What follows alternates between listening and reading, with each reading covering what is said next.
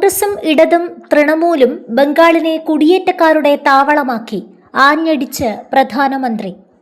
പശ്ചിമബംഗാളിൽ പ്രതിപക്ഷ പാർട്ടികളെ വിമർശിച്ച് പ്രധാനമന്ത്രി നരേന്ദ്രമോദി. പതിറ്റാണ്ടുകളായി കോൺഗ്രസും ഇടതുപക്ഷവും തൃണമൂലും ബംഗാളിനെ നിയമവിരുദ്ധ കുടിയേറ്റക്കാരുടെ താവളമാക്കാൻ അനുവദിച്ചെന്ന് അദ്ദേഹം ആരോപിച്ചു. പശ്ചിമബംഗാൾ ദിനത്തോടനുബന്ധിച്ച് താരകേശ്വറിൽ നടന്ന പരിപാടിയിലായിരുന്നു പ്രധാനമന്ത്രിയുടെ വിമർശനം.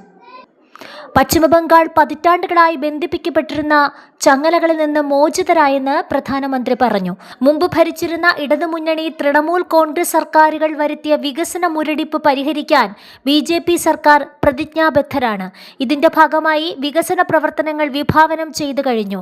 ബംഗാളിന്റെ അന്തസ്സും പ്രതാപവും വീണ്ടെടുക്കാനുള്ള പ്രയത്നങ്ങൾ നടത്തുമെന്നും പുതിയൊരു ഉണർവ് സംസ്ഥാനത്തുടനീളം ദൃശ്യമാണെന്നും അദ്ദേഹം കൂട്ടിച്ചേർത്തു. കേന്ദ്രത്തിലെ ഡബിൾ എഞ്ചിൻ സർക്കാർ മാതൃകയിലൂടെ സംസ്ഥാനത്ത് ആയിരക്കണക്കിന് കോടി രൂപയുടെ വികസന പദ്ധതികൾക്ക് തുടക്കം കുറിക്കാൻ സാധിച്ചതായി പ്രധാനമന്ത്രി ചൂണ്ടിക്കാട്ടി.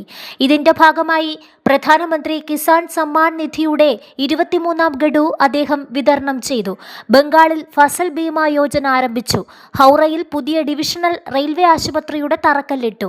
പൂർബ മേദിനിപൂർ ജില്ലയിലെ ഹൗറിനും രാധാമോഹൻപൂരിനും ഇടയിലുള്ള പാലവും പ്രധാനമന്ത്രി ഉദ്ഘാടനം ചെയ്തു.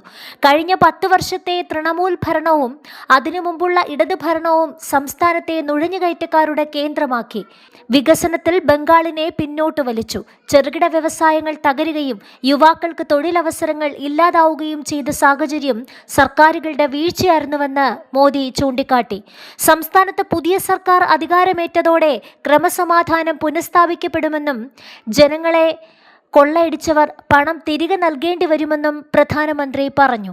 ബംഗാളിലെ കട്ടുമണി സംസ്കാരം അവസാനിച്ചതായും സുതാര്യമായ ഭരണത്തിലേക്കും ഉത്തരവാദിത്തത്തിലേക്കുമുള്ള മാറ്റം തുടങ്ങിക്കഴിഞ്ഞതായും പ്രധാനമന്ത്രി പറഞ്ഞു.